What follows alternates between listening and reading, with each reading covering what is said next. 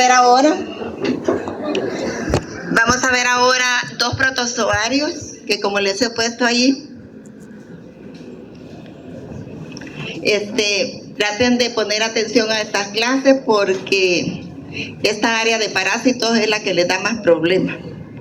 Así que voy a tratar de explicar bien para que ustedes me entiendan y no tengan problemas en el examen, porque en el tercer parcial, en este, es donde más se han quedado siempre, ¿verdad? Así que no es porque dé mala clase a alguien, no, es que tiene muchas características que los puede confundir.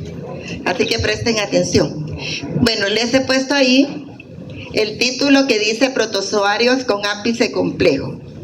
¿Qué significa eso para ustedes? Vamos a ver, Ligia, aquí, Ligia Verón, ¿por qué dice que son protozoarios con ápice complejo?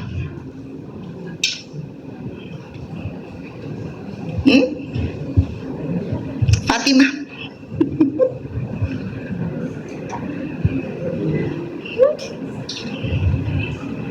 ¿Por qué se llaman protozoarios con ápice complejo?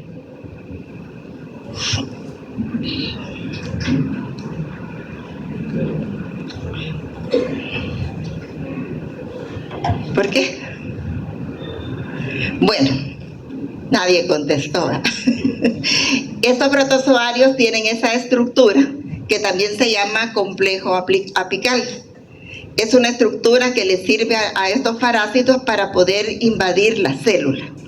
O sea que es una estructura de invasión, ¿verdad? Por eso es que se llaman protozoarios con ápice complejo.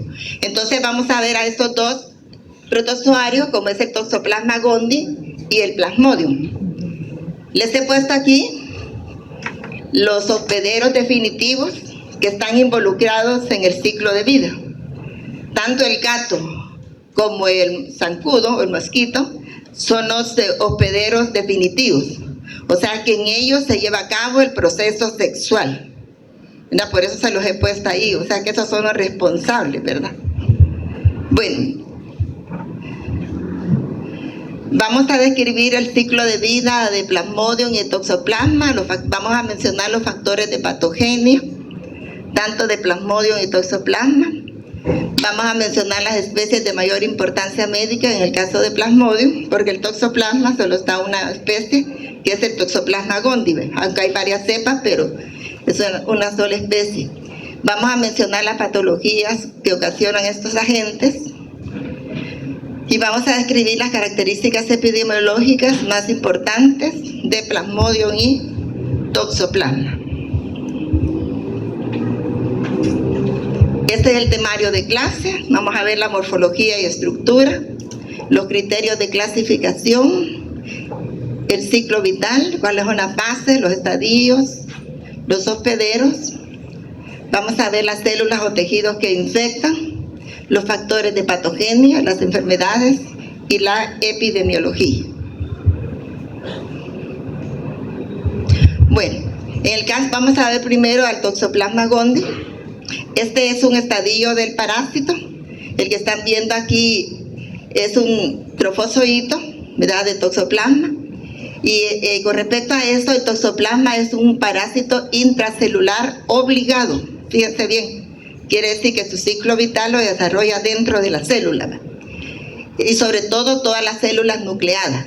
Tiene predilección por el sistema retículo endotelial, o antes se llamaba sistema fagocítico mononuclear, ¿verdad?, que invade el cerebro, la retina, el músculo cardíaco, el músculo estriado, pero no los glóbulos rojos maduros. Fíjense bien, los glóbulos rojos maduros no los invaden. Entonces el cerebro, retina, músculo cardíaco, músculo estriado, pero menos los glóbulos rojos maduros. Bueno, este parásito recibe su nombre sobre todo la especie gondii, porque estos señores, Nicole y Manciu, lo observaron en un roedor que se llamaba Pterodactylus gondii. Entonces de ahí viene el nombre más que todo la especie, ¿verdad? Wolf y Cohen y Upey en el año de 1939 descubrieron el parásito en un niño que padecía meningoencefalitis. ¿Y por qué se llama toxoplasma este parásito? Porque si ustedes miran este estadio, tiene forma de un arco o de media luna, ¿verdad? Entonces por eso recibe el nombre de toxoplasma. Esa es la característica principal que tiene, o sea, como arco o media luna. Hay 3 cepas, la cepa 1, la 2 y la 3. Pero de esta cepa, la cepa 1 es la virulenta. La 2 y la 3 no son virulentas. Es una antropozoonosis, ¿va? Se pasa de los animales al humano, ¿va? Sobre todo a animales de sangre caliente, que son los homeotermos. Y el ciclo de vida es dieteroxeno. ¿Por qué les dije yo que era ese ciclo de vida dieteroxeno? ¿Qué significa? Cuando di las generalidades de protozoarios. Acuérdense que un ciclo de vida monoxeno es cuando se lleva a cabo en un solo hospedero, como por ejemplo vieron ustedes los coccidios intestinales, o sea que vieron el criptosporidio, la cistoisospora, ¿verdad? La ciclospora. En ellos se lleva a cabo el ciclo en un solo hospedero, por eso son monoxenos. Entonces, ¿qué sería? ¿Qué se llamaría dieteroxeno? Que tiene 2 hospederos, un hospedero definitivo y un hospedero intermediario. A eso se llama dieteroxeno. Hay parásitos que son poliheteroxenos, ¿verdad? No se vaya a confundir. Por ejemplo, los trematodos tienen un hospedero definitivo, pero tienen varios hospederos intermediarios, ¿verdad? Ahí ese es poliheteroxeno. Pero cuando solo hay un hospedero definitivo y un hospedero intermediario, se le llama ciclo diheteroxeno, ¿verdad? El hospedero definitivo es el gato y todos los felinos.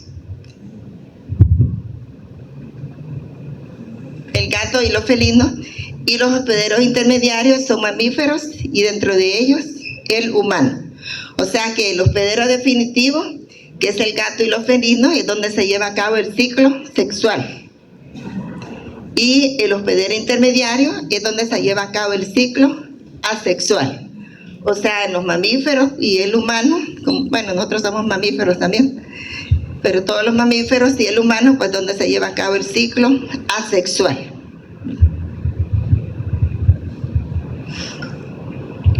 Aquí está la clasificación. Pertenecen al filum apicomplexa, porque les decía yo, porque tienen un ápice complejo, que es esta estructura que están viendo aquí, que también se le llama complejo apical. Voy a ocupar una cosa de aquí porque la vamos a ver en la patogenia. Por ejemplo, en este ápice complejo, Lic Merino se lo dio esto, el Lic velloso, se lo dio.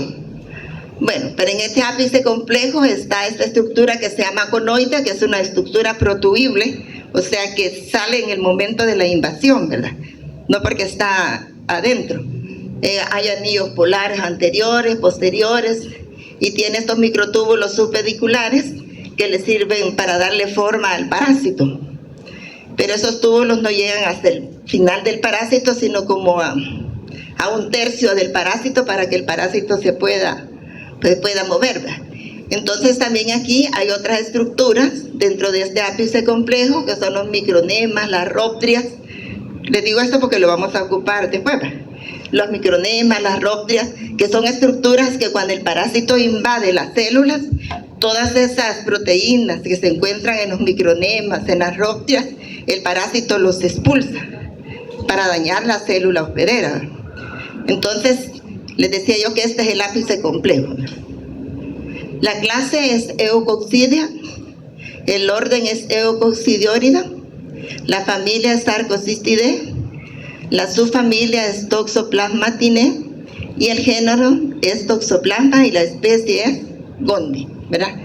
O sea que cuando les pregunten, tienen que escribir el nombre completo, ¿verdad? Toxoplasma subrayado y Gondii subrayado, ¿verdad? Entonces ese es el ápice complejo, por eso es que estos parásitos están en este filum que se llama apicomplexa, ¿verdad?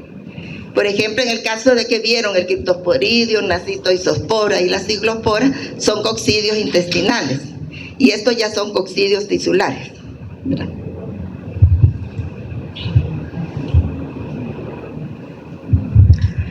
¿Cuáles son las formas invasivas o infectantes que encontramos en el toxoplasma? ¿A qué se le llama una forma invasiva o infectante? Es aquella que es capaz de meterse dentro de la célula. Por eso se llaman invasivas o infectantes, porque claro, cuando se meten van a infectar. Entonces, en el toxoplasma encontramos un taquizoíto. El taquizoíto no es más que un trofozoíto, pero aquí en el toxoplasma se le llama taquizoíto. Y ven ustedes la forma de media luna que tiene, ¿verdad? Entonces, estos taquizoítos son las formas de multiplicación rápida del parásito. Son los que andan circulando en la sangre y son los que son los responsables de la fase aguda de la enfermedad. Entonces, estos taquizoítos, como les digo, se andan circulando en la sangre, pero después se van para los tejidos, ¿va? Entonces, cuando ya se van a los tejidos, se transforman en un bradizoíto. Estos bradizoítos forman un quiste tisular, ¿verdad?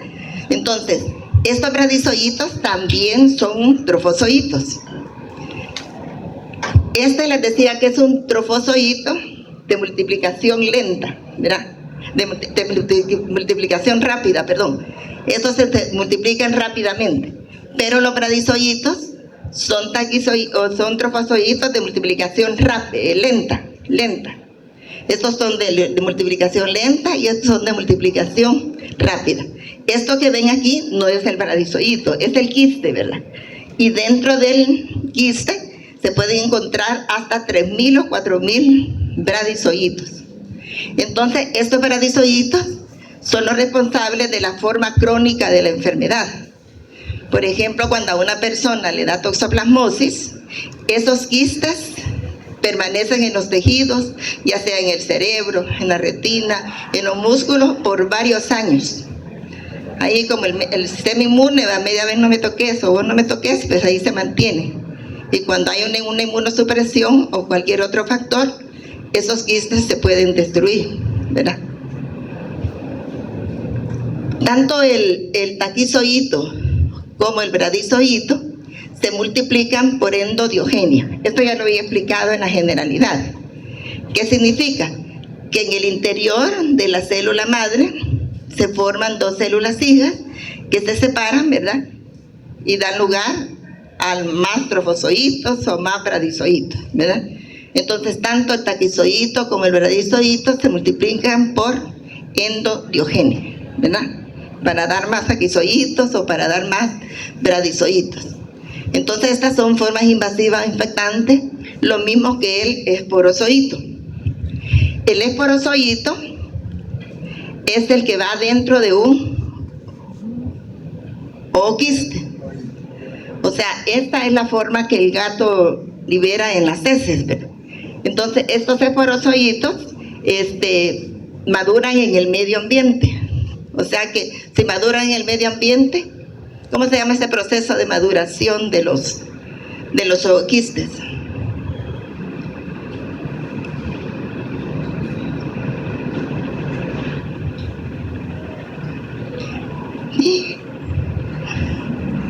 Se llama esporogonía o esporogonia en algunos libros. Entonces, esa esporogonía o esporogonia se lleva a cabo en el medio ambiente. Eso se tarda de 4 a 8 días para que este ooquiste madure. Este ooquiste tiene en su interior 2 esporoquistes y dentro de cada esporoquiste hay 4 esporozoítos. ¿A qué coccidio se parece eso?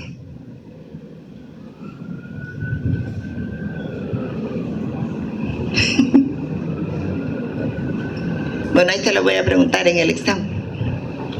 Bueno, entonces quiere decir que esas son las formas invasivas o las formas infectantes, ¿verdad? Acuérdense que vieron el Cryptosporidium, que tiene los esporozoítos desnudos, la isospora que tiene ya esporoquistes, y la ciclospora también. Entre la ciclospora y la isospora, miren quiénes son. ¿Quiénes son? ¿Ha quedado claro esto? Entonces, los taquizoítos y bradizoítos son trofozoítos, ¿verdad? Son trofozoítos. Nada más que los taquizoitos son los de multiplicación rápida y los bradizoitos son los de multiplicación lenta, ¿verdad? Entonces lo que está dentro del quiste se llama bradizoito.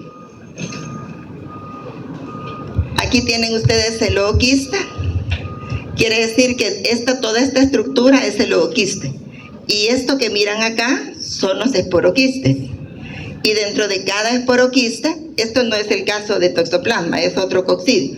Pero dentro de cada esporoquiste van a encontrar 4 esporozoitos. Aquí solo se miran 2, ¿verdad? Pero en el caso del toxoplasma tiene 4 esporozoitos por esporoquiste. Aquí viene lo bueno. Este es el ciclo de vida del toxoplasma. Les decía yo que el hospedero definitivo, esa palabra ahí no debe decir huésped, se llama hospedero.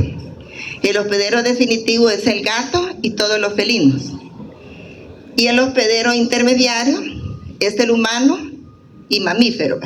Quiere decir que en el gato es donde se lleva a cabo la reproducción sexual, porque es el hospedero definitivo. Y en los mamíferos, en las aves o en el humano, se lleva a cabo la reproducción asexual. Veamos cómo comienza el ciclo. Por ejemplo, en el gato, por ejemplo, se forman los ooquistes, ¿verdad? Entonces esos ooquistes, les decía yo que no salen maduros, sino que maduran en el medio ambiente, que tardan de 4 a 8 días en madurar. Y cuando alguien ingiere estos ooquistes de las heces del gato, pues se va a infectar, ¿verdad? ¿En qué se va a transformar un esporozoito para continuar el ciclo? ¿Ah? ¿En qué se va a transformar? Así lo vieron en los coccidios.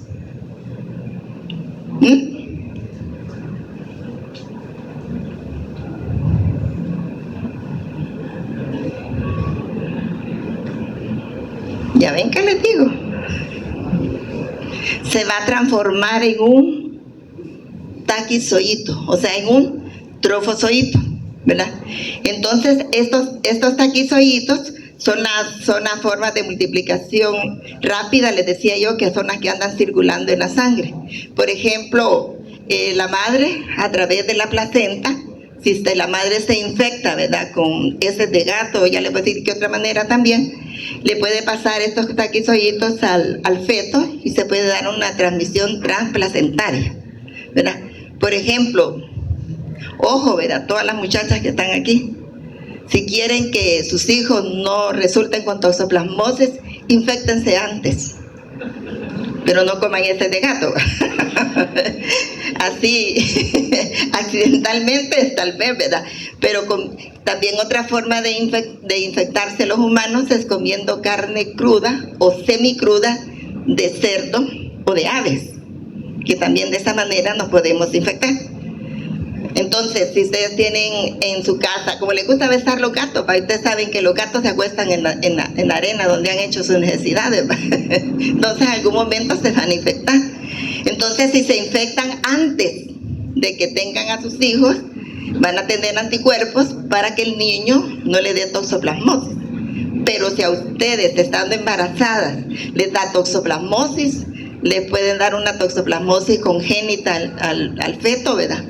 Y le puede dar hidrocefalia o coriorretinitis y todas las manifestaciones clínicas de la toxoplasmosis, ¿verdad? Así es que mejor inféctense antes. Yo me acuerdo una vez que a mi esposo le dio toxoplasmosis. Me dice un doctor, mire, me dijo, tenga cuidado, me dijo, de que su esposo no le vaya a pasar la toxoplasmosis, me dijo. ¿El qué? Le dije yo. Solo que me lo coma él, le dije yo. Pues sí, porque nosotros no podemos transmitir la toxoplasmosis así adquirida a través de los esporoquistes ni los ooquistes, porque no expulsamos eso. Los quistes están en los tejidos. Entonces, si nos comemos los quistes que van en los tejidos, ya sea en la carne cruda o semicruda de animales, como les decía yo, más que todo el cerdo o los pollos, ¿verdad? Entonces sí nos podemos infectar. Entonces me dice, y usted me dijo, sabe más que usted. Ahí me dijo. Sí, le dije, yo le doy clase a los de transmisibles, imagínense. Así que no vayan a cometer el mismo error ustedes hoy. Bueno, entonces en el humano se va a llevar a cabo la reproducción que es asexual, ¿verdad? Asexual del parásito. Entonces, estos taquizoiditos, les decía yo que andan circulando en la sangre y después de algún momento, ¿verdad? Esos taquizoiditos se pueden ir a los tejidos y se forman quistes, y en el interior van a ir los bradizoiditos, ¿verdad? Que son los de multiplicación lenta. Entonces, todo esto que es la reproducción asexual se está llevando a cabo en el humano. ¿Qué es lo que tiene que suceder aquí para que esto suceda, una reproducción asexual? ¿Qué proceso sería eso? Por ejemplo, los taquizoiditos se van a empezar a multiplicar por endodiogenia, ¿verdad? ¿Y la endodiogenia es sexual o asexual?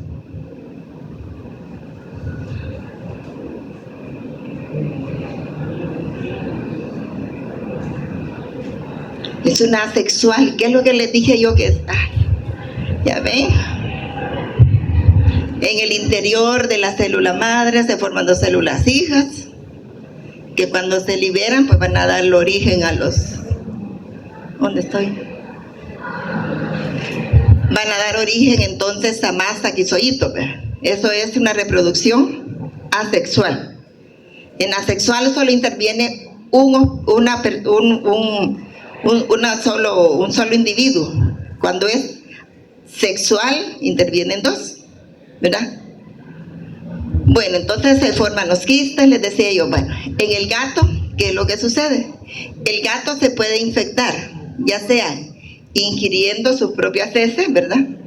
Donde van los quistes, ¿verdad? Porque el gato se acuesta ahí donde hace sus necesidades, ¿verdad? Se lamen el pelo y ellos se infectan así de esa manera. Y también el gato se puede infectar con la ingestión de tejidos, o sea, bradizoiditos, que están en los quistes de hospederos intermediarios. ¿Qué es lo que se tendría que comer el gato para que le ingiera los bradizoiditos? ¿Ah?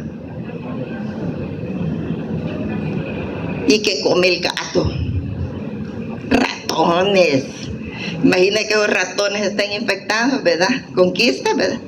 Entonces quiere decir, puede ser que el gato también, si le dan verduras contaminadas, puede adquirir quistes, ¿verdad? Pero de la manera más común sería a través de la ingestión o comiéndose los ¿cómo se llama? Los ratones. Ahora bien, en el gato se lleva a cabo la reproducción sexual. Si el gato, vamos a ver aquí, si el gato ha ingerido las heces, donde van ooquistes, con esporoquistes y esporozoitos, ¿en qué se tienen que transformar estos esporozoitos para que se lleve a cabo el proceso? Bueno, una cosa, antes que se me vaya a olvidar. En el gato se puede llevar a cabo la reproducción sexual y asexual, las dos. El gato sexual y asexual, pero nosotros solo la asexual. ¿En qué se va a convertir este esporozoito para que en el gato se lleve a cabo la reproducción asexual? Lo acabo de decir. ¿En qué se tiene que convertir ese esporozoito para que se lleve a cabo el proceso asexual? En un taquizoito o un trofozoito, ¿va? Que es el mismo, ¿va? Entonces, ¿por qué? Si ustedes se recuerdan, cuando yo les hablé de la división múltiple, que también se llama esquizogonia o merogonia, ¿qué es lo que sucede? Les dije yo que estaba la forma anular del trofozoito. Entonces, es el núcleo del trofozoito el que se empieza a dividir varias veces para formar merozoitos, dentro de una estructura que se puede llamar meronte o esquizonte, ¿verdad?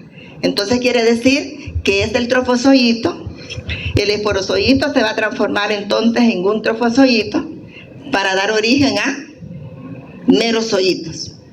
Siempre es así. Entonces, estos merozoitos, ¿verdad? En algún momento, bueno, ellos empiezan dentro de las células a dividirse, y llega un momento en que algunos merozoitos se convierten en gametocitos, después en gametos, y el gameto masculino fecunda al gameto femenino y se lleva a cabo la reproducción sexual. ¿Estamos ahorita? ¿Hemos entendido? Porque en el examen no le voy a poner, ay, ¿en qué se convierte un trofozoito? No. El ciclo de vida se lo voy a desglosar así, y le voy a poner, el merozoito se convierte en un trofozoito en el ciclo sexual. ¿Es cierto eso? ¿Un merozoito se va a convertir en un esporozoito? No va. Es un esporozoito, se convierte en un merozoito. Entonces tienen que tener claro eso. Si alguien no ha entendido, me dice por favor aquí. ¿Estamos? O sea que vean ustedes que en el gato se llevan a cabo tanto la reproducción asexual como la reproducción sexual, ¿verdad? Entonces la reproducción asexual entonces es porque los esporoquistas, o esporozoitos entonces se convierten en merozoitos, ¿verdad? Porque el núcleo de estos porque ese esporozoito se va a convertir primero en un taquizoito o llamado también trofozoito. Entonces, antes de que se convierta en un merozoito, se tiene que convertir en un taquizoito o trofozoito. Estamos ahí, ¿verdad? Entonces, este es el proceso asexual en el humano y la reproducción sexual y asexual en el gato. Entonces, el gato también se puede infectar comiendo los tejidos. Entonces, si come los tejidos, el gato, o sea, los bradizoitos que están en los quistes, ¿en qué se va a convertir este bradizoito para que después se convierta en un merozoito? ¿En qué se tiene que convertir este bradizoito para que se convierta en un merozoito? ¿En qué se va a convertir?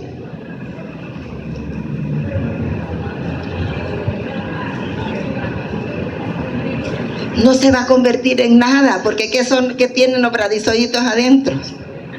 Taquizoitos, o sea, trofozoitos de multiplicación lenta, ¿o no? Tienen que tener bien abiertos esos ojos. Entonces quiere decir que si el gato ingiere los bradizoitos en los quistes, en la carne que se come de los ratones o de otros animales, quiere decir que ingiere estos bradizoitos, pero estos se van a convertir inmediatamente en merozoitos. ¿Por qué? Porque los bradizoitos son también trofozoitos, pero son de multiplicación lenta. ¿Estamos? Están espantados, ¿verdad? ¿Sí? Siempre tienen que saber que un esporozoito se convierte siempre en un trofozoito. El bradizoito ya no se tiene que convertir otra vez en trofozoito porque es un trofozoito, pero de multiplicación lenta, ¿verdad? Ya es un trofozoito. Entonces inmediatamente se va a convertir en un merozoito. ¿Estamos? Si no ha entendido, ahorita es la hora. Si no en el examen, no me busque. No me llame. Bye. Y ahí viene más complejo. Vamos a hablar de los factores de patogenia en el caso del toxoplasma. Bueno, tienen que ver ustedes que el toxoplasma es un coccidio tisular que, al igual que los coccidios intestinales, no tienen estructura de locomoción. No tienen septópodos, no tienen cilios, no tienen flagelos. Entonces ellos se mueven por movimientos de torsión o flexión o deslizamiento. Se van deslizando. ¿Verdad? Entonces esa es la forma de locomoción que tiene en el caso de toxoplasma, una motilidad por deslizamiento. En algunos libros le llaman torsión o flexión. Entonces, estas dos estructuras que yo tengo aquí, que es el glideosoma y el complejo apical, Son estructuras que impulsan la motilidad, como les he puesto ahí, la migración, la invasión y salida de la célula hospedera. Debajo de la película del parásito está esa estructura que se llama glideosoma, que es la más responsable prácticamente de la motilidad por deslizamiento que va a llevar a cabo el parásito. Entonces, el parásito también tiene esta estructura que se llama ápice complejo, que es el que le va a servir para la invasión. ¿Qué es lo que tiene ese glideosoma? Ese glideosoma es un complejo macromolecular de proteínas de adhesión, que son todas estas que miran acá, la MLC1, que es una proteína de cadena corta, la GAP40, la GAP45 y la GAP50. Y además tiene actina y miosina, ¿verdad? Para que se mueva toda la estructura. Se polimerizan la actina y la miosina para llevar a cabo también esa movilidad. Entonces, este glideosoma, como les decía, está debajo de la película del parásito. ¿Por qué les digo película y no membrana? Resulta que en los protozoos, que ya tienen una forma definida, hay una película. Por ejemplo, en el caso de la amiba, no puedo hablar que tiene una película, tiene una membrana del trofozoito, porque eso es una membrana que le sirve para moverse, para expandir sus ceftópodos, ¿verdad? Pero cuando ya están más, la estructura más consistente, ya es una película. Entonces, en la parte apical del parásito está el complejo apical. Pues bien, este glideosoma, que es todo esto que está aquí, está unido a la superficie de la célula hospedera por estas proteínas que se llaman TRAP. Es una familia de proteínas. Dentro de ella está la trombospondina, ¿verdad? Entonces se une a través de la trombospondina a la superficie de la célula hospedera. Pues bien, habíamos dicho que en el complejo apical hay varias estructuras. Les decía que el conoide es una estructura protuible, que solamente la va a sacar el parásito cuando ha invadido la célula.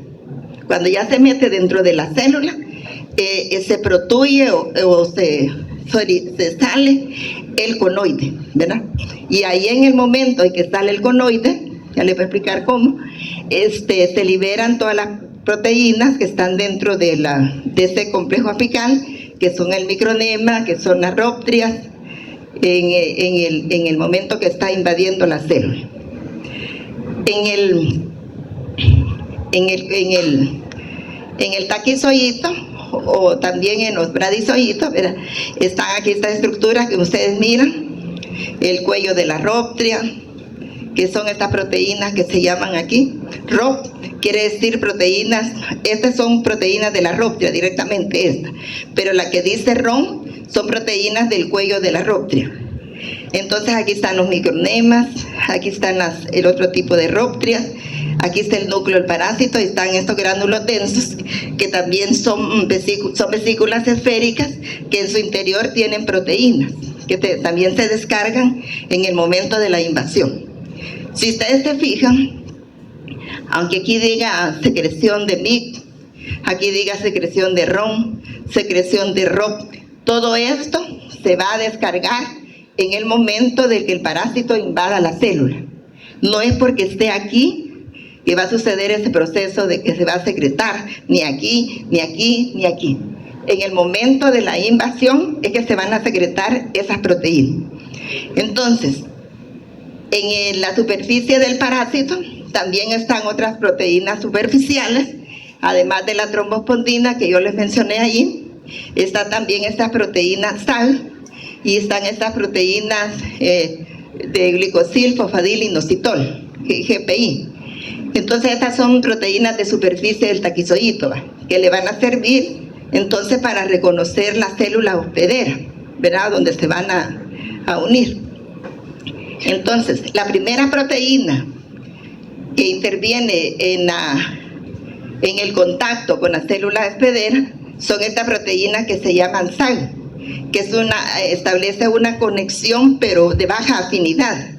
No es tan fuerte, ¿va? Pero primero el parásito tiene que hacer contacto con la célula hospedera.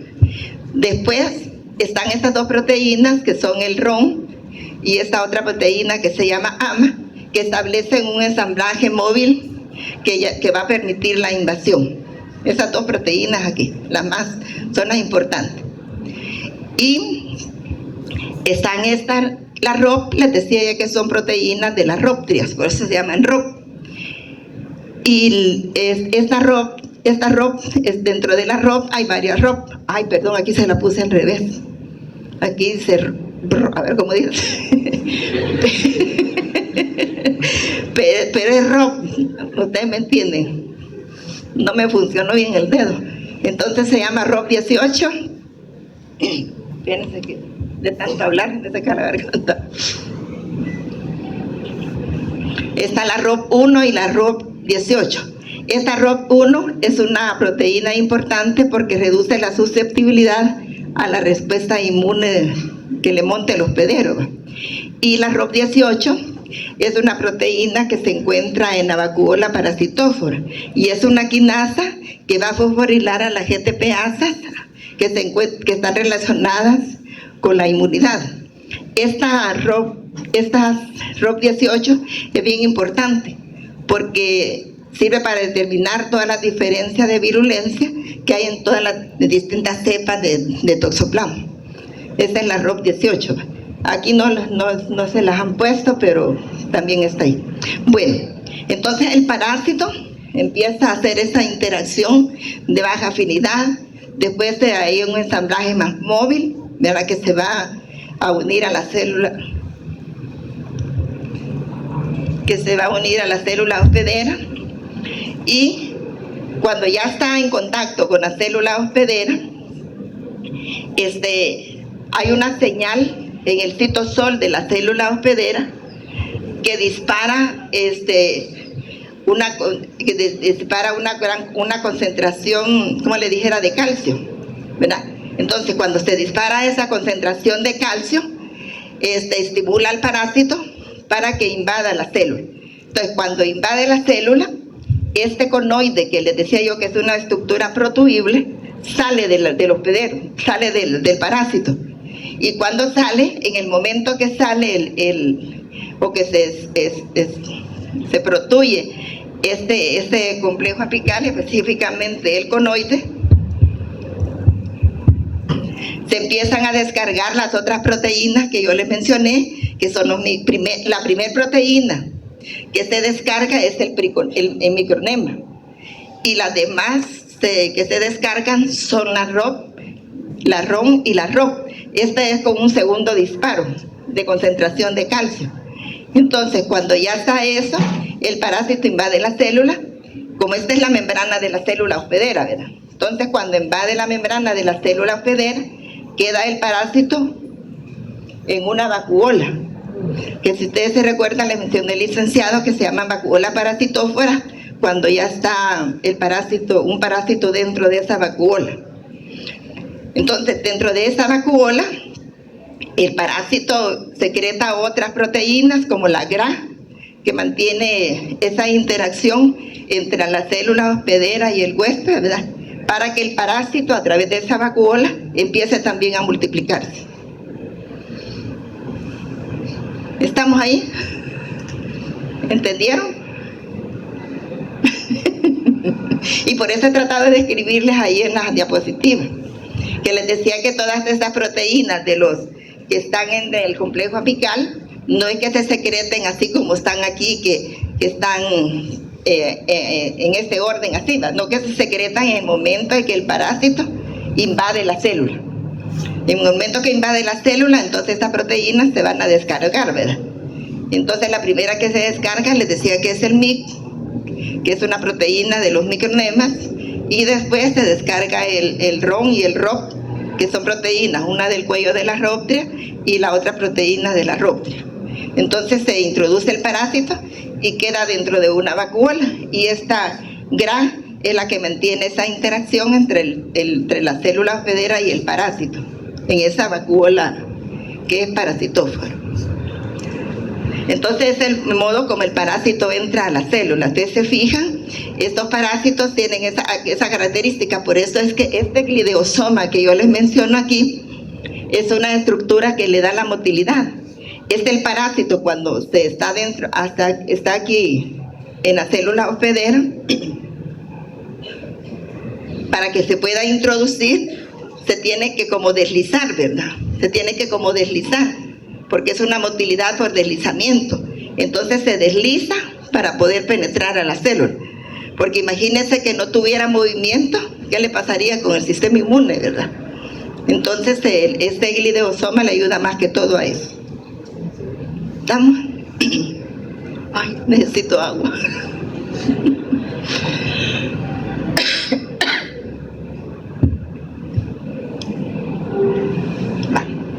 ¿Qué enfermedades produce el toxoplasma? Produce la toxoplasmosis adquirida.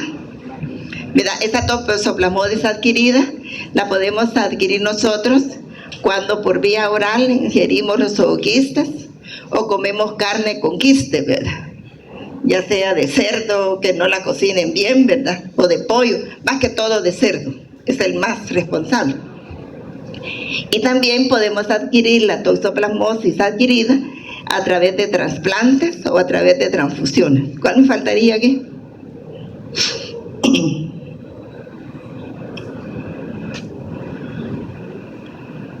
Adrede lo he hecho porque en el examen se la pregunta. Y está la toxoplasmosis congénita, que esta es transplacentaria. Entonces aquí está esto, que cuando vean la enfermedad de transmisible 2 les van a mencionar los signos y síntomas y las complicaciones que tiene esta enfermedad cuando una persona adquiere la toxoplasmosis. Imagínense un signo típico que es la hidrocefalia, el retardo mental, la corioretinitis en los niños que nacen con toxoplasmosis. Pero eso no se lo voy a preguntar porque eso es de la Transmi2. Bueno, las características epidemiológicas. La toxoplasmosis es una antropozoonosis, es un parásito cosmopolita de los trópicos, de los climas templados. Fíjense que en países como Francia, por ejemplo, que les gusta comer la carne cruda y semicruda, hay bastante incidencia de la enfermedad.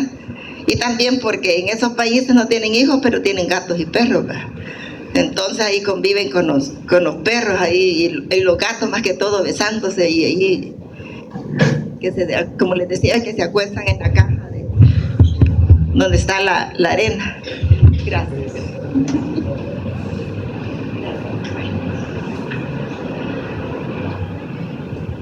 De eso padecemos todos los profesores, ¿verdad? De la garganta. Bueno, la incidencia varía de un 10 al 90%, y esto tiene que ver con las costumbres alimenticias y los hábitos higiénicos. O sea que si ustedes tienen gatos en su casa, no los besen, ¿verdad? ¿Y cómo se infecta el humano? Le dije. ¿Cómo se infecta el humano? Comiendo quistes en la carne, ¿verdad? Cruda, semicruda, ingiriendo ooquistes, ¿verdad? Ya sea ¿dónde? En los alimentos, en el agua, ¿verdad? Porque son de las heces de los gatos, ¿verdad? Y también en forma transplacentaria, porque aquí no dice si es de la adquirida o la congénita. Bueno, ¿y cómo se infecta el gato y otros felinos? Lo vamos a ver aquí. Entonces aquí tenemos la forma como se pueden, esos que tienen con el número 8 son formas que se pueden adquirir a través de los ingestión de ooquistes, a través de las heces de gato, ¿verdad? Por ejemplo, aquí está el gatito en su cubeta que le ponen, ¿verdad? Porque los gatos son bien, como les dijera, son bien educados, ¿verdad? Hacen allí donde les ponen ustedes la cubeta con arena, ¿verdad? Y ahí se acuestan, ¿verdad? Entonces se pueden ingerir esos quistes aquí comiendo bradizoíto, ¿verdad? En los quistes, ¿verdad? De carne cruda o mal cocinada, y también quistes que pueden ir en las verduras o en las frutas, ¿verdad? Que siempre las verduras y las frutas hay que desinfectarlas, ¿verdad? Y les decía que puede haber una transmisión transplacentaria en el caso del humano por transfusiones o trasplantes, ¿verdad? No se preocupen que la presentación se la voy a pasar, pero no por eso no escriban. Todas las presentaciones mías, bueno, vamos a ver ahora el Plasmodium. Con respecto al Plasmodium, quiero ver qué hora es.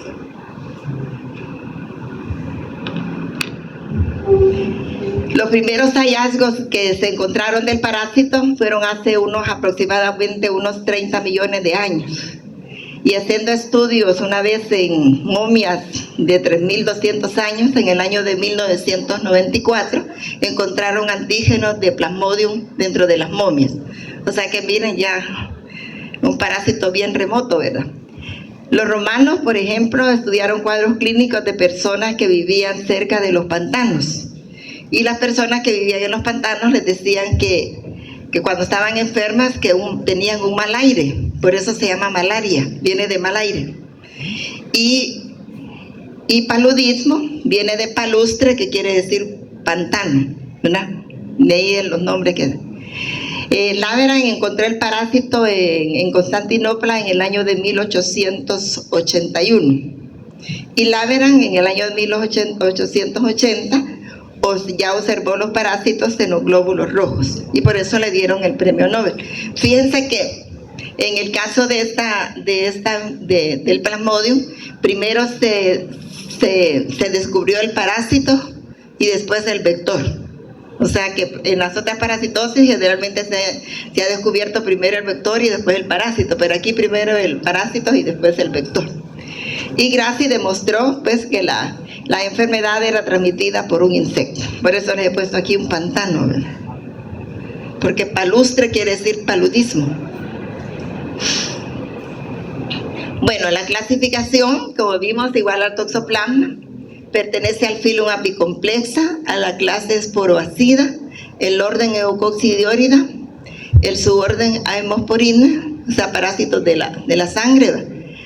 La familia Plasmodidae, el género Plasmodium, y entre las especies tenemos el Plasmodium vivax, el Plasmodium falciparum, que son los que están aquí en América, y tenemos el Plasmodium malariae y el Plasmodium ovale.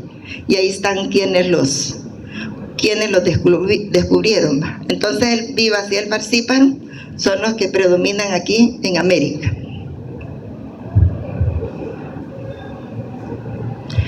Bueno, vamos a ver las generalidades de este parásito. Estos son parásitos intracelulares estrictos de los glóbulos rojos, ¿verdad? Ahí es donde viven. Son intracelulares dentro de los glóbulos rojos. Y en el caso de Toxoplasma, ¿dónde les dije que está? En las células del sistema retículo endotelial o fagocítico mononuclear, en el cerebro, en la retina, músculo cardíaco, músculo estriado, ¿verdad? Vale. Entonces este parásito también es un parásito dieteroxeno. ¿Por qué? Porque tiene un hospedero definitivo, que es el mosquito, donde se lleva a cabo el proceso sexual. Fíjense aquí que el mosquito solo es sexual, el hospedero definitivo, no como el Toxoplasma que acabamos de ver, que el gato se llevan a cabo, ¿qué? ¿Tanto qué? El proceso sexual y asexual, ¿verdad? Y en el humano, solo el asexual, por eso es el intermediario. Y aquí es dieteroxeno también, ¿verdad? Pero el de hospedero definitivo es el mosquito, donde se lleva a cabo el proceso sexual, y el intermediario es el hombre, donde se lleva a cabo el proceso asexual. Y la responsable de esta es la hembra, ¿verdad? De la Anopheles albimans. ¿Por qué? Porque las hembras necesitan la sangre para la fertilización de los huevos. Por eso es que no nos pican los machos, solo las hembras. Los machos se andan alimentando ahí del néctar de las flores. Y ustedes saben por qué algunas personas dicen, ay, a mí me pican los zancudos, pero a mí no. ¿No saben por qué? Entre más CO2 la persona expela a través del sudor, eso atrae más a los mosquitos, ¿verdad? Es el CO2, la concentración de CO2 que ellos buscan, ¿verdad? Pero no porque lo ocupen, pero sí ese olor los atrae, ¿verdad? Entonces tienen que sí, para que no les dé dengue, pero ahorita no estamos hablando de dengue, pero también paludismo, tienen que pues tomar vitamina del complejo B, Todas las vitaminas del complejo B son hidrosolubles, ¿va? Que se excretan a través de la orina y el sudor cuando ya no las necesitamos, que están por gusto ahí, ¿va? Entonces se expelen, ese olor no les gusta a ellos. A los niños, sobre todo cuando tengan niños, las señoritas aquí, denle vitamina B2 del complejo para que no le piquen los zancudos. Es un repelente natural que tenemos ahí para que no nos piquen. Bueno, aquí está el mosquito, ¿verdad? Un mosquito bien característico, ¿verdad? Que tiene así las patas, así como largas, ¿verdad? Bueno, es un mosquito. Y aquí está la posición de reposo, los huevos tienen unos flotadores. Este mosquito no tiene un sifón respiratorio, por eso cuando vean ustedes en el agua que hay una larva que se posa así en posición horizontal, ese es el Anopheles. Porque el dengue, el mosquito del dengue, el Aedes aegypti, el albimano, todos esos mosquitos que son de la Aedes, esos se posan así en posición oblicua, pero este no así horizontal, porque no tiene sifón respiratorio, entonces toma el oxígeno del aire, y aquí está la pupa. Bueno, en el Plasmodium, nosotros encontramos en el género Plasmodium hay 9 subgéneros. Está el Plasmodium, el Minkea, la Verania, Aemomea, la Eumanolia, está el Novielia, Ufia, Sauromevia, Carinia. Son 9 subgéneros, pero dentro de estos 9 subgéneros, lo que vamos a tocar son el subgénero Plasmodium y el subgénero Laverania. ¿Qué es la característica o diferencia entre estos dos subgéneros? Que en el subgénero Plasmodium va a presentar gametocitos redondos y formas quiescentes en el hígado y otros tejidos. ¿Qué significan esas formas quiescentes? Son formas, por ejemplo, se llaman hipnozoitos. O sea que el parásito se queda latente en el hígado y por varios años. Y cuando la persona puede dar una recaída, ¿va? Hay personas que se pueden infectar de Plasmodium aquí y allá a los 6 meses se van para Europa y les da allá paludismo. No vayan a pensar que allá lo ha adquirido, sino que tal vez fue infectado por alguna especie de Plasmodium que tenía esos hipnozoitos y ese es el responsable de dar las recaídas, ¿verdad? Entonces estas formas quiescentes son los hipnozoitos, ¿verdad? Que están en el hígado de algunas especies de Plasmodium, ya lo vamos a ver cuáles. Y en el subgénero Laverania se caracteriza por presentar gametocitos en forma de salchicha o media luna y no tiene formas quiescentes. Esa es la diferencia entre los dos. O sea que en el género Plasmodium hay formas quiescentes, ¿verdad? Y los gametocitos son redondos, y en el Laverania los gametocitos tienen forma de salchicha o media luna y no hay formas quiescentes.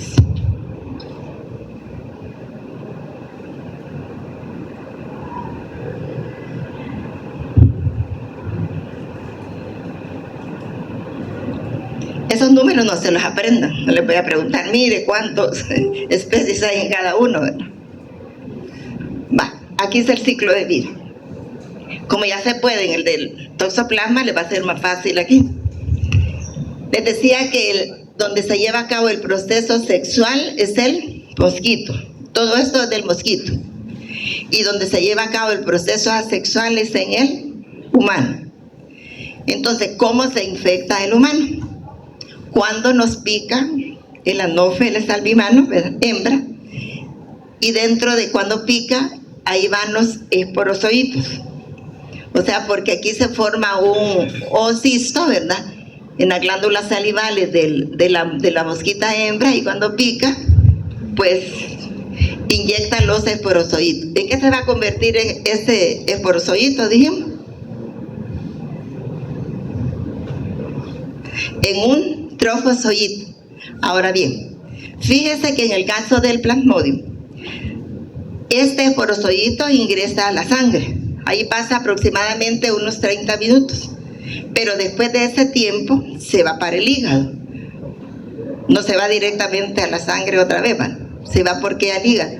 Porque en el hígado están los receptores de esas proteínas que tiene el esporozoito, que es el circunporozoito y una proteína TRAF, que es una trombospondina. Estas están en la superficie del esporozoito. Entonces, estos son los ligandos que van a buscar los receptores que están en las células del hígado, que son los receptores de heparansulfato. En el hígado están esos receptores. Entonces, como no están en la sangre, van no que en el hígado, ¿verdad? Entonces, el esporozoito se va entonces para el hígado, a buscar esos receptores de heparansulfato. Esto que tienen aquí son entonces las células de los hepatocitos, las células del hígado. Y les decía que aquí lo que se ha inyectado es un esporozoito que se va a convertir en un trofozoito. Entonces, ¿qué pasa con el núcleo del trofozoito? El núcleo del trofozoito se empieza a dividir varias veces, para formar lo que se llaman merozoitos, que es una división múltiple, que también se llama esquizogonia o se llama también merogonia.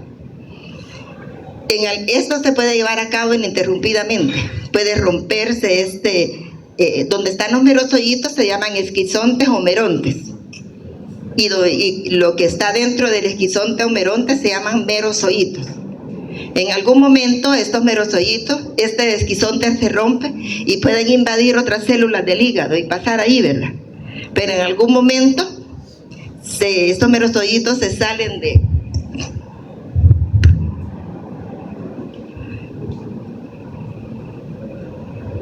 Estos merozoitos se salen de las células hepáticas y se van después a la sangre. Pero les decía que en el hígado pueden quedar algunas formas quiescentes, ¿verdad? Unos sinusoitos, ¿verdad? Que son los responsables de las recaídas que se pueden dar en algunas especies de Plasmodium. Entonces, este ciclo se llama ciclo exoeritrocítico, porque se está llevando a cabo fuera de los eritrocitos. Se está llevando a cabo entonces en el hígado. Y este esquizonte, ¿verdad?, que está en el hígado, se le va a llamar esquizonte criptozoítico, ¿verdad? Esquizonte criptozoítico. Entonces les decía que en algún momento estos merozoitos invaden las células de la sangre. Si son merozoitos, ¿en qué se van a convertir ahora?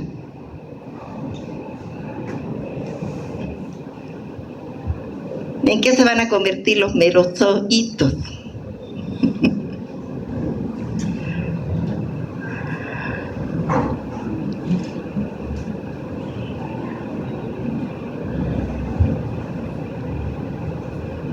Esto es lo que les cuesta, fíjense, ahí cuando dan el ciclo de vida. Se van a convertir en trofozoitos. En trofozoitos se van a convertir. Entonces, estos merozoitos se convierten en trofozoitos para llevar a cabo un ciclo asexual, ¿verdad? Siempre, los dos son asexuales, ¿verdad? Pero el que se lleva a cabo en el hígado se llama ciclo exoeritrocítico. Y el que se lleva a cabo en los eritrocitos se llama ciclo eritrocítico, ¿verdad? Que también es asexual. Entonces viene, como es un merozoito, se ha convertido en un trofozoito. Luego el núcleo de este trofozoito se empieza a dividir varias veces para formar un esquizonte. Y dentro del esquizonte van a ver... ¿Qué van a ver dentro del esquizonte? Merozoitos, jóvenes. Dentro del esquizonte van a ver merozoitos.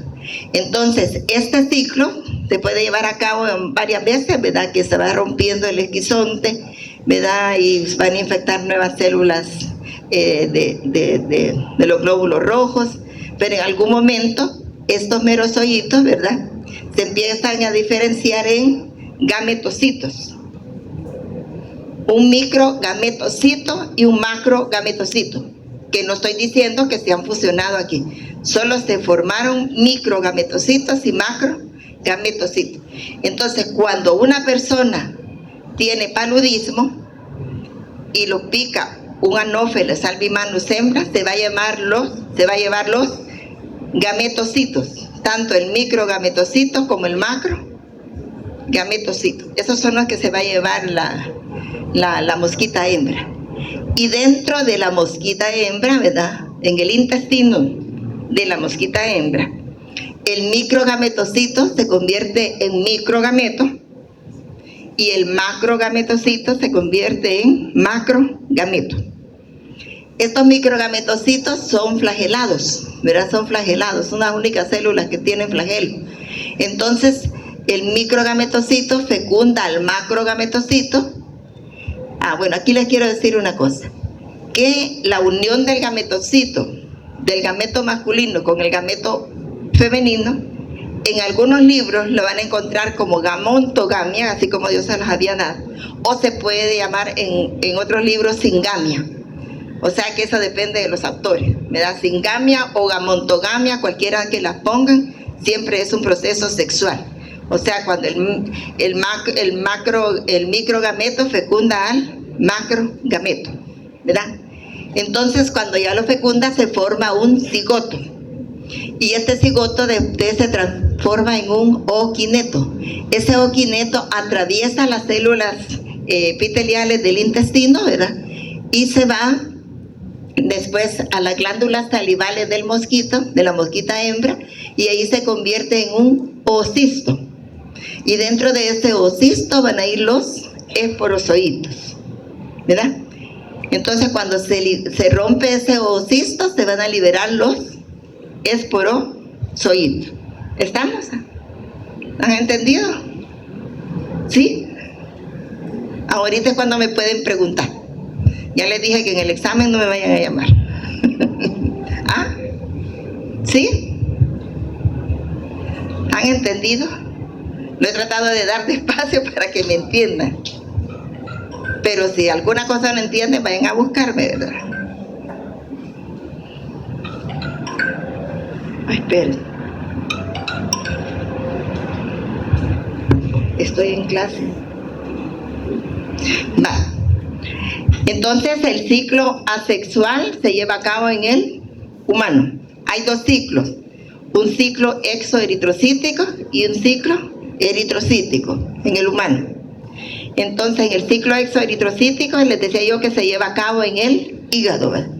Porque esas dos proteínas del esporozoito, que son el circunporozoito y la trombospondina, buscan los receptores que están en las células del hígado, o sea, los hepatocitos, el receptor de paransulfato, ¿verdad?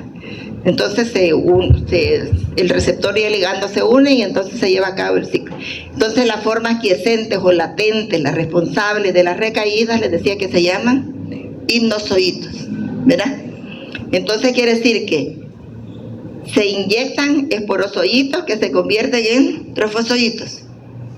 Si salen aquí merozoitos, esto para llevar a cabo el ciclo eritrocítico, como son merozoitos, se tienen que volver a convertir en trofozoitos, porque es el núcleo del trofozoito el que se divide para formar merozoitos. Eso ténganlo bien presente, ¿verdad? Entonces se lleva a cabo el ciclo eritrocítico en los glóbulos rojos, ¿verdad? Después estos merozoitos se diferencian en gametocitos y en el intestino de la mosquita se maduran y se transforman en gametos masculinos y femeninos, llamados microgametos y macrogametos, que se fecundan, ¿verdad? Y después se forma el cigoto, el oocisto, ¿verdad? O sea que ese ooquineto atraviesa las paredes intestinales, después busca el tubo digestivo y se va a las glándulas salivales de la mosquita hembra y allí se forma el oocisto. Cuando está maduro se libera los esporozoitos, ¿verdad? Este ciclo esporogónico, ¿qué sería? O sea que en el mosquito se están llevando a cabo un proceso sexual y la esporogonía, ¿verdad? ¿Sería exógena o endógena? Endo es de adentro, exo es afuera, adentro es una esporogonía endógena. Va. Les decía yo que bueno, aquí les iba a decir algo que se me pasó, perdón. Que en el momento, por ejemplo, en que se están rompiendo este esquizonte en el glóbulo rojo, es donde se dan las parasitemias en el plasmodio, ¿verdad? Que esa parasitemia puede ser cada 48 horas, cada 72 horas, depende de la especie. Y es el momento en el cual se debe de tomar la muestra de sangre, ¿verdad? Porque si una persona tiene plasmodio y no tiene calentura, no van a encontrar los parásitos, ¿verdad? Entonces ustedes, si sospechan de alguien que tiene paludismo, en el momento de la fiebre le tienen que decir, vaya a tomarse una muestra de sangre para que le hagan un frote, una gota gruesa para buscar ahí los parásitos. Va. Entonces, en algunos, por ejemplo, en el caso del Plasmodium viva, el ciclo eritrocítico, ¿verdad?, dura 48 horas. Entonces, cada 3 días se rompen esos esquizontes y por eso la fiebre se llama fiebre terciana benigna. Esta crucita que les he puesto significa que el Plasmodium vivas tiene formas quiescentes o latentes que se llama hipnozoitos. El Plasmodium malariae es cada 4 días, por eso la fiebre se llama cuartana. Este no tiene hipnozoitos. El Plasmodium ovale también es una fiebre terciana benigna, ¿verdad?, que está cada 48 horas, porque está cerca del 48, el 50 por los días no lo van a cambiar. Y este también forma hipnozoitos. Y el Plasmodium falciparum, cada 48 horas, o sea, cada 3 días, y forman la fiebre terciana maligna. Entonces, ¿quiénes son los que quiénes forman hipnozoitos entonces? El Plasmodium vivas y el Plasmodium ovale. Vivas y ovales forman hipnozoitos. Malaria y falciparum no. Malaria y falciparum no forman merozoitos. Entonces estas, fíjense bien, casi todos son fiebres tercianas, si ustedes se fijan, ¿va? Terciana benigna. Esta también se llama cuartana benigna, me comí la benigna yo. Fiebre cuartana benigna, terciana benigna, pero esta se llama terciana maligna, porque la malaria que da el Plasmodium falciparum, que es la malaria cerebral, es grave, ¿verdad? El individuo puede entrar en estado de coma y se puede morir, ¿verdad? Entonces es una fiebre terciana maligna. Todos los demás son fiebres tercianas benignas. No quiere decir que no se muera, pero es más probable que se muera cuando está parasitado por el Plasmodium falciparum, ¿verdad?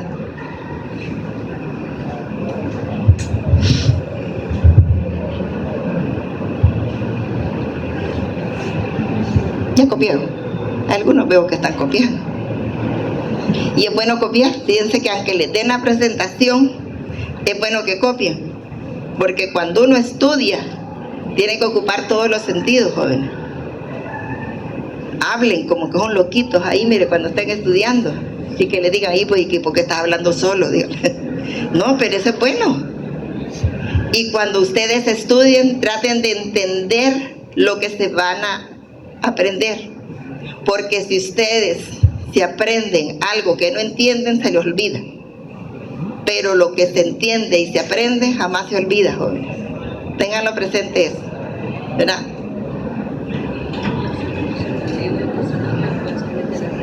Sí, los hipnozoitos son los responsables de las recaídas o las formas latentes o quiescentes que les dije.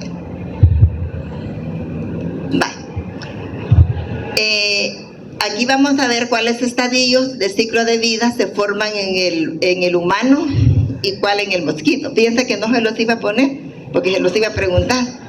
Pero dije yo, bueno, lo voy a poner, dije, bueno. Acuérdense que en el humano vimos trofozoitos, ¿verdad? Vimos merozoitos también. Vimos esquizontes, microgametocitos y macrogametocitos. Este es para el Plasmodium vivas, el Plasmodium malaria, el Plasmodium ovale. Porque el falciparum van a ver ustedes que este estadio de esquizonte no hay en Plasmodium falciparum. Ya lo vamos a ver más adelante. En el vector, macrogameto y microgameto. Porque en el humano dijimos que había microgametocito y macrogametocito, ¿se acuerdan, verdad? Y había en el vector se formaba el cigoto, el ooquineto y el esporozoide. Y ahí les he puesto, entre paréntesis, los estadios invasivos. Les he puesto el merozoito allá en el humano, y el ooquineto en el vector y el esporozoito. ¿Por qué no les he puesto el trofozoito como un estadio invasivo? ¿Por qué no? Y en el otro sí, en el caso del toxoplasma sí se los puse. ¿Por qué no? Pero sí iba a preguntar, una pregunta de complementación iba a ser, fíjense. Vean el ciclo de vida. Los estadios invasivos son aquellos que se meten dentro de las células, ¿verdad? Les dije yo, estadio invasivo o infectante. El esporozoito se metió dentro de una célula hepática para convertirse en un trofozoito, ¿verdad? El merozoito se metió dentro del glóbulo rojo para convertirse en un trofozoito. Aquí también, ¿verdad? El cigoto, el oquineto, esto sí. Pero ¿por qué no les he puesto el trofozoito? El trofozoito no ha invadido ninguna célula. Se formó cuando el merozoito, en este caso, cuando el esporozoito se convirtió en trofozoito. Él no invadió nada. Se formó de este por este. Lo mismo aquí. El merozoito se convirtió en un trofozoito, ¿verdad?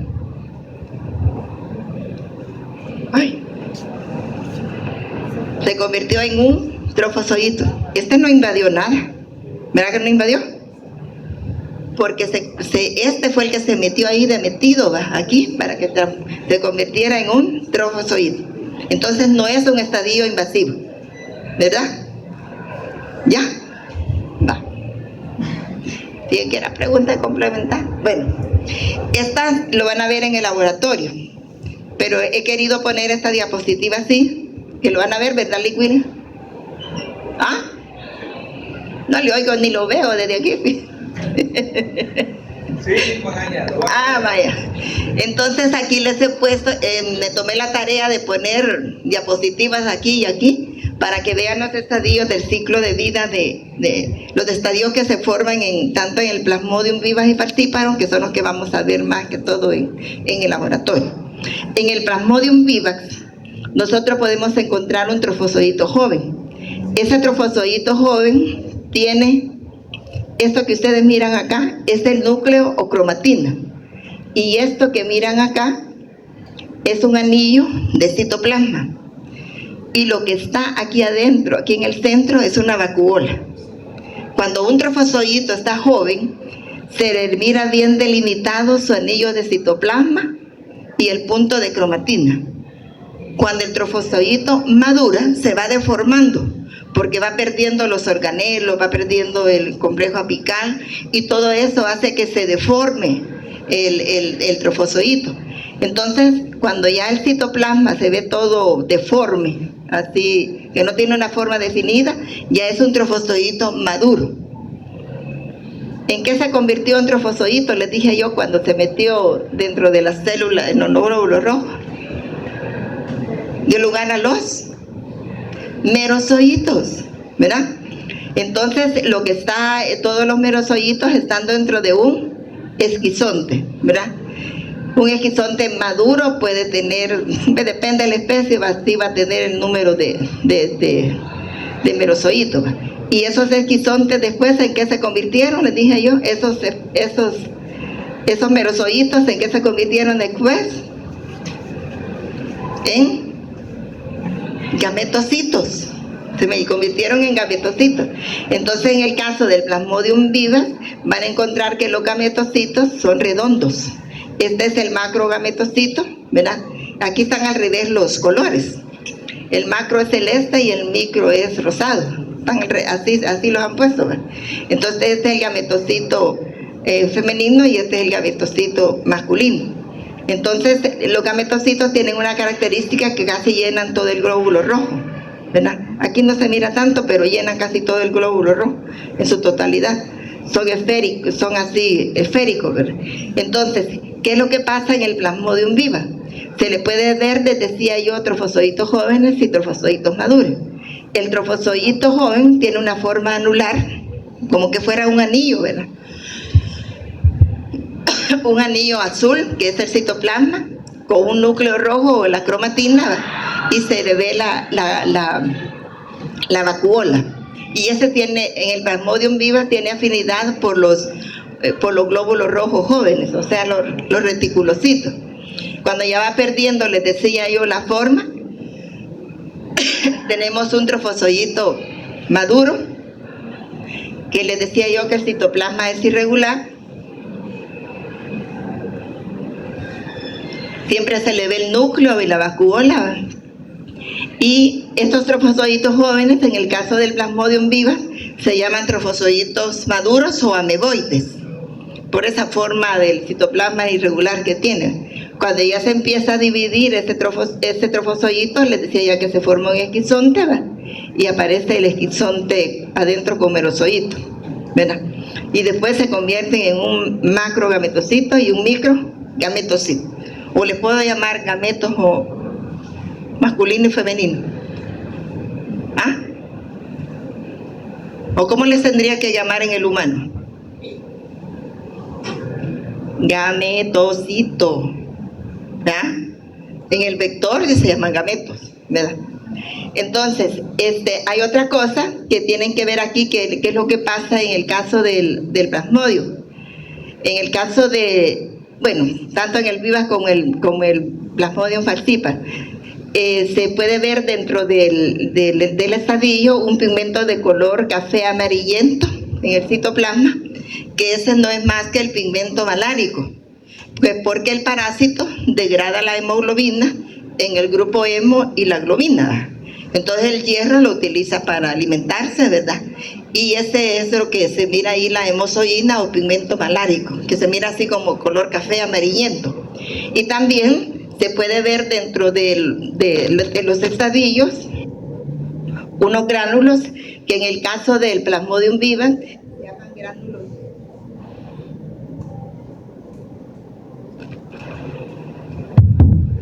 Se llaman gránulos de Schussner. Esos gránulos no son más que vesículas que llevan antígenos del parásito, ¿verdad? Entonces por eso se llaman, en este caso se llaman gránulos de Schussner, no porque en el Plasmodium falciparum se llaman gránulos de Maurer, ¿verdad? Pero siempre llevan antígenos del parásito. Pues bien, en el caso del Plasmodium falciparum se ven trofozoitos anulares, ¿verdad? Pero esos trofozoitos son más finos. Si el citoplasma es más delgado, ¿verdad? Son más finos. Y en el Plasmodium falciparum se puede ver parasitación múltiple. ¿Qué es una parasitación múltiple? Cuando hay varios trofozoitos dentro del glóbulo rojo, ¿verdad? Puede haber parasitación múltiple en el vivax, pero es menor. En los dos se puede dar parasitación múltiple, pero en menor grado en el vivax. La parasitación múltiple es más común en el Plasmodium falciparum. Entonces, este Plasmodium falciparum no tiene predilección por ningún tipo de glóbulo rojo, le gustan todos. Además de tener esa parasitación múltiple, donde hay varios trofozoitos, se pueden ver formas aplicadas. ¿Qué significa una forma aplicada? Es cuando el trofozoito se dispone en la periferia del glóbulo rojo, en la mera orillita. Y también se pueden ver, bueno, aquí no les he puesto, se pueden ver dentro del Plasmodium falciparum trofozoitos con doble punto de cromatina. Si vemos un trofozoito que tiene doble punto de cromatina, no quiere decir que es una parasitación múltiple. La parasitación múltiple se da cuando hay más de un trofozoito. En este caso hay las dos cosas, ¿va? Hay una parasitación múltiple y trofozoitos con dos puntos de cromatina, ¿verdad? Entonces, en el Plasmodium falciparum se ven entonces trofozoitos con todas estas características, pero en el caso de Plasmodium falciparum no vamos a encontrar esquizontes en sangre periférica. Resulta que los glóbulos rojos parasitados con Plasmodium falciparum son bien pegajosos, o sea que se adhieren al endotelio de los vasos sanguíneos. Entonces esos trofozoitos se van a los vasos sanguíneos, quedan pegados allí y ahí se forma el esquizonte por ejemplo, en el caso del cerebro, por eso da la malaria cerebral en el caso de Plasmodium falciparum. Entonces, pero en sangre periférica no vamos a ver esquizontes de Plasmodium falciparum, ¿verdad? Debido a esta característica que tiene. Entonces, en el caso del Plasmodium falciparum, los gametocitos tienen forma de salchicha, siempre guardan la misma característica, ¿va? Que el gametocito hembra, que es el macrogametocito, es celeste y el microgametocito es rosado. Y lo que se ve aquí es ¿cómo se llama? El núcleo o la cromatina. Cuando el núcleo está compacto, este es un macrogametocito. Un microgametocito, perdón. Un macrogametocito, al revés. Y cuando el núcleo está así difuso quiere decir como regado, entonces sería un microgametocito. De los microgametocitos son rosados con el núcleo difuso y los macrogametocitos son celestes con el núcleo compacto, ¿verdad? Como les voy a pasar esta diapositiva, les va a quedar ahí entonces acuérdense que en el caso del Plasmodium falciparum no se observan esquizontes en sangre periférica, no hay. Y los gametocitos son en forma de salchicha o de banano, como les dicen. Pero en el caso del Plasmodium vivax sí vamos a ver esquizontes en sangre periférica y los gametocitos son redondos, ¿verdad? En ambos se puede ver el pigmento malárico, ¿verdad? En ambos se puede ver el pigmento malárico. Y la vacuola, les decía yo, otra cosa, que cuando nosotros vemos vacuola, todavía podemos ver vacuola en nuestros fosfoitos.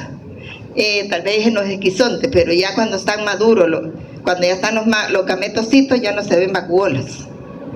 Ya no se ven vacuolas. Estos son los factores de patogenia que se observan en el merozoito. Aquí para que no se confundan y van a decir, ¿cómo se llama esta proteína de superficie? Tiene ese nombre, proteína de superficie del merozoito. Eso quiere decir esto, ¿bien?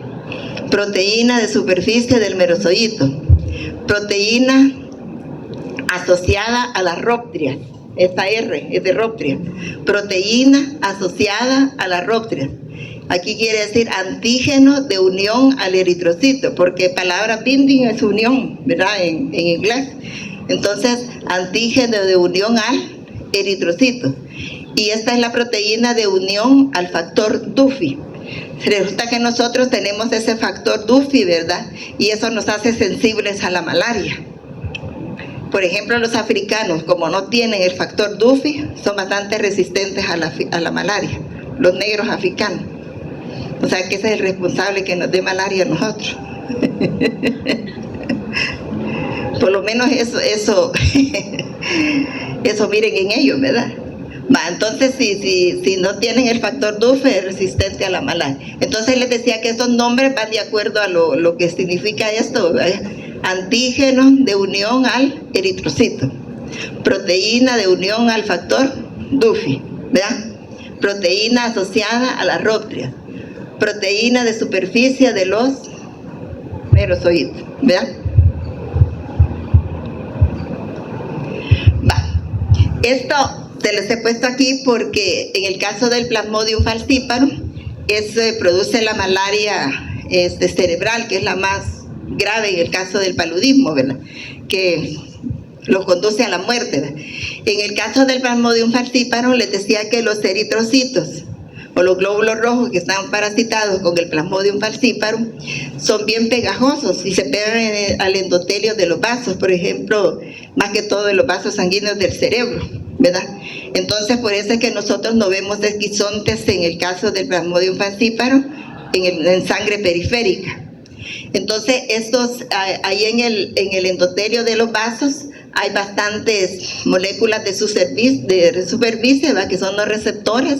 Están la CD36, la CR1, el CD31, CD36, todo esto son receptores que están en el endotelio de los vasos sanguíneos, por ejemplo, del cerebro, ¿verdad?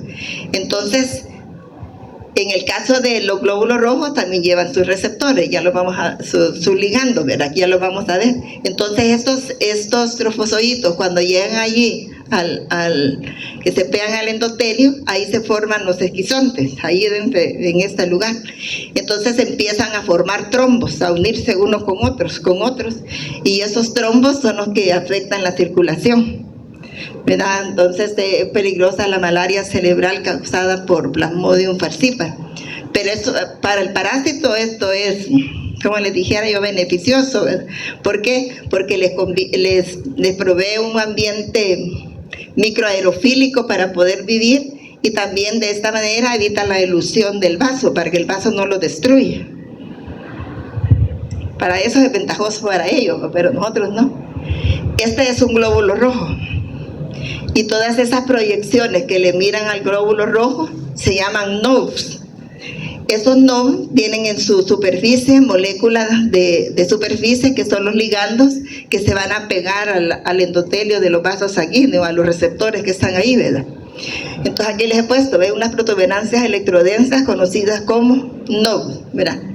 Que se encuentran en los glóbulos rojos infectados por Plasmodium falciparum, que son los que van a mediar la adhesión, porque en esos nodos es donde se van a encontrar todos los ligandos que se van a unir a los receptores del endotelio de los vasos. Igual, siempre apréndanse lo que quiere decir cada uno. ¿Qué quiere decir ahí? No, ¿cómo creen ustedes que quiere decir? ¿Ah?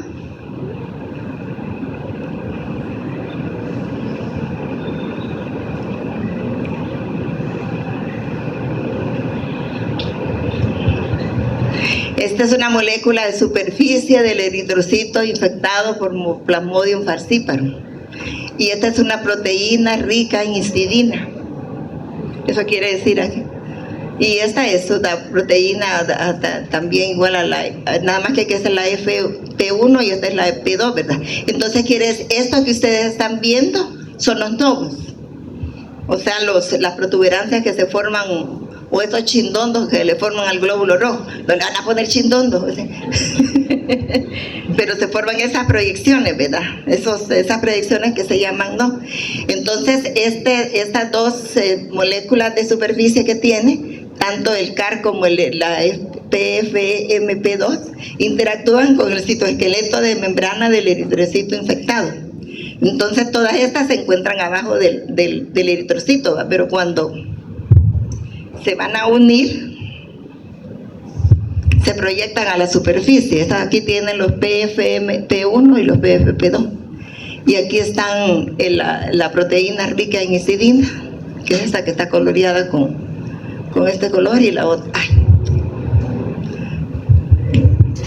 Bueno, entonces les decía yo que estas proteínas atraviesan la membrana y se proyectan hacia afuera para unirse a los ligandos, a los receptores que están en el endotelio de los vasos, ¿verdad? Y a través de estas pues se unen a los ligandos, a los receptores que están en el endotelio. Esto lo van a ver en la transmisible 2. Bueno, las características epidemiológicas de las 4 especies de Plasmodium que infectan al humano, el que está más diseminado pues es el Plasmodium viva, y el que está más en las zonas templadas. El falciparum produce las formas más graves, les decía yo que es el que produce la malaria cerebral, ¿verdad? Está más extendido en África, sur de Sahara y en los trópicos. El ovale lo tenemos en África, el malariae en África, Suramérica y un área de Nueva Guinea. Y el vector, como les dije, en El Salvador, que es el Anopheles albimano, ¿verdad?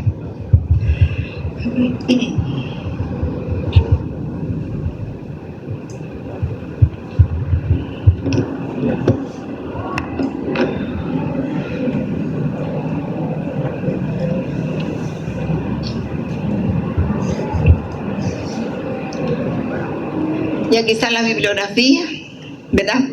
Yo les ruego que quizás consulten más la bibliografía de Becerril, donde se encuentra más información. Ya está la 5ª edición, ¿verdad? Que es 2021, aunque también en Vive, ¿verdad? Yo tengo esas dos parasitologías.